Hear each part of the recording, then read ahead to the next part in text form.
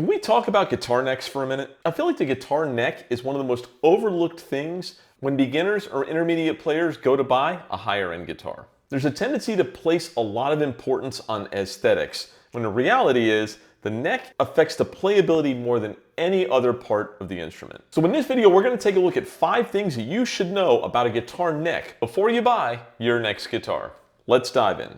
So the first thing we're going to talk about here is the neck materials. That's going to be number 1. What is the neck made of? In this case, this old LTD F50 neck is made of maple, and it has a rosewood fingerboard. Now there's different types of neck materials that they can be made of.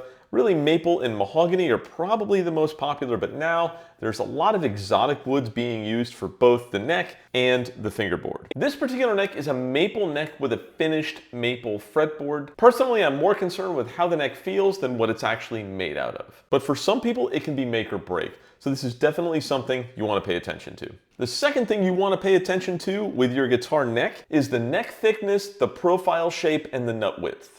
It's important to note that neck thickness and neck profile are 2 completely separate things. Neck thickness is simply how thick the neck is, whereas neck profile is the shape and contour of the back of the neck. There are all different types of neck profiles out there. There is so many that I can't even list them all. What I can tell you is it definitely affects the playability of the neck, and you should find profiles that you like. The interesting thing about neck thickness is that this measurement typically isn't given with the specifications on retailers' websites. When you look up specs on guitars, you'll see neck profile types, but it doesn't really give you, in my opinion, an accurate representation. So there's really a strong importance of playing the guitar before you buy it. You certainly wouldn't buy a car without test driving it, and this is probably the single biggest reason I would tell you you need to play a guitar before you purchase it. And oops, almost forgot, nut width. Nut width is important because this determines your string spacing. This is particularly important if you have large hands. If you have large hands, you're going to want a little bit wider string spacing than per se someone who is a shredder with smaller hands may like a narrower string spacing. The third thing you need to know about a guitar's neck is its fretboard radius. And I think this is one of those things that you play a neck and you love it and you're like, I don't know why this feels so good. It's probably the setup. Maybe. Also might be the radius. Now simply put, the radius is how rounded the fretboard is. The rounder that it is, the easier it typically is to play chords and play bar chords and shapes like this.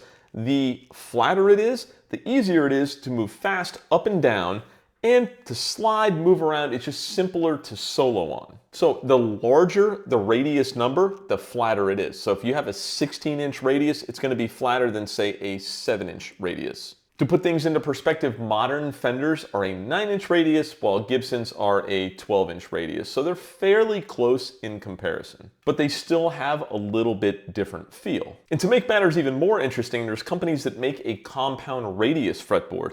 And that really gives you the best of both worlds because you have a 12-inch radius here and a 16-inch radius here.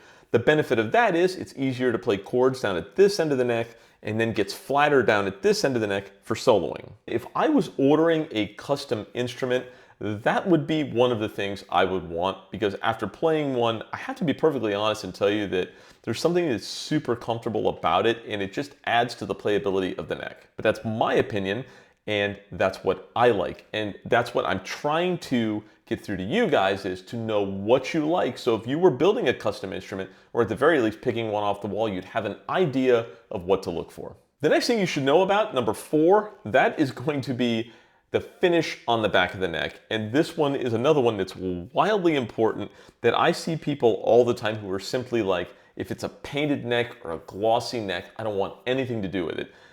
For me personally, it doesn't really matter. That's not the type of thing that seems to bother me when I play, but I know so many people who absolutely despise painted or glossy necks. And I get it, you know, it is all about feel. It's, for me, just not something that's ever bothered me, but I can certainly understand how that would, you know, derail someone from buying an instrument. And it's one of those things that you need to be aware of. Go out and play instruments with painted or finished necks, and then play something like this where it's nice and smooth, and get an idea and a feel for what you like. You may find that you don't notice a difference between the two and it doesn't matter to you at all. And you may find that painted necks or even unfinished necks are really annoying to you. The point is, know what you like. And lastly, number 5, the 5th thing you need to know when it comes to necks is how that neck connects to the body. There's 3 main ways which the neck connects to the body. This particular neck is a bolt-on neck. You can see where the screws went through. They call it a bolt, but they're not really using bolts. They're using screws to connect the neck to the body. This is one of the more common types, obviously. The next type is a set neck, which is where the neck is glued into the body. You're not using any hardware. And lastly, you have neck through, where essentially the neck and a large portion of the body beyond the bridge are all one piece of wood. And it does help to give you more sustain. I know I've seen people argue about this all the time.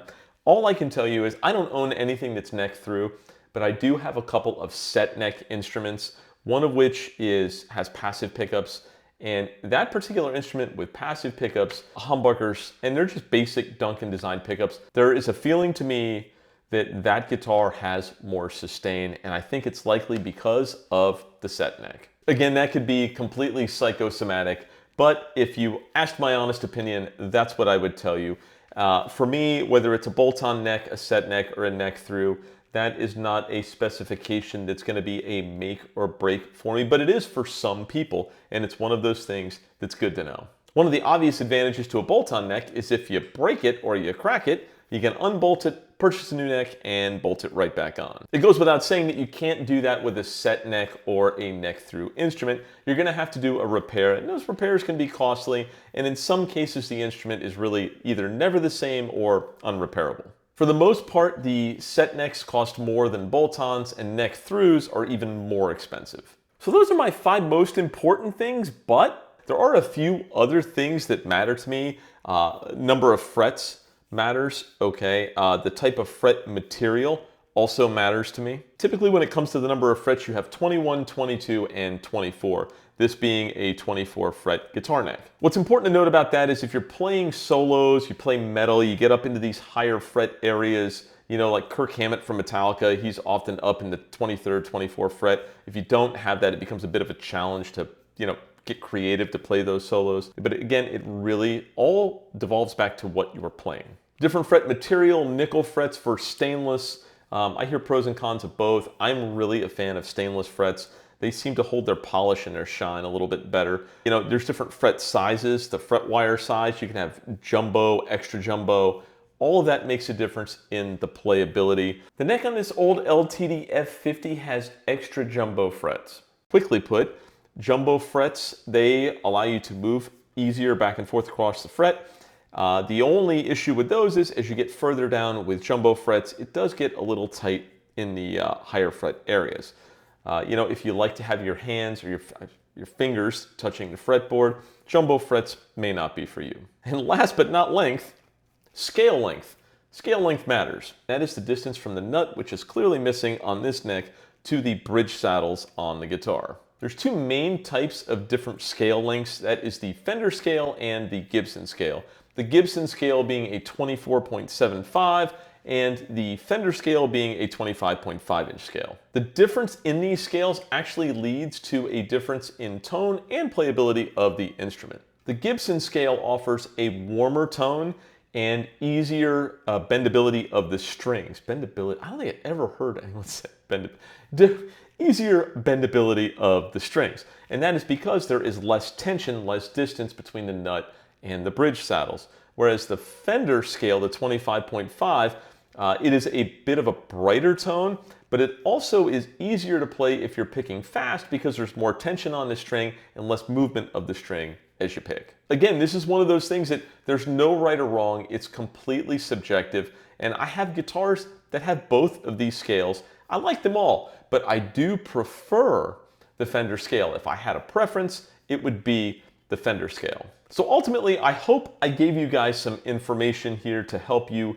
better decide when you buy an instrument what you should look for and why you should look for it. And if you're going to buy something custom, it'll give you a better idea of the specifications you're going to want. I can't begin to tell you the amount of times I've had one of my friends come over and play one of the guitars off of my wall after buying a really nice instrument and being like, man, this thing plays amazing. You got to set my guitar up. And it's like, oh, you know, it might not necessarily be the setup. It might be the neck shape and profile that you like. It might be that it's 24 frets, or that, you know, it's a Gibson scale as opposed to a Fender scale. It could be any of those things. It could also be the setup, because my setups are killer, but I digress. So with that said, if you like guitar related content, be sure to sub the channels. I'm gonna have a lot more videos like this coming down the pipeline. If you have any questions, by all means, leave them in the comments, as I do try to answer most of the comments that come through on the channel. And as always, thanks for watching.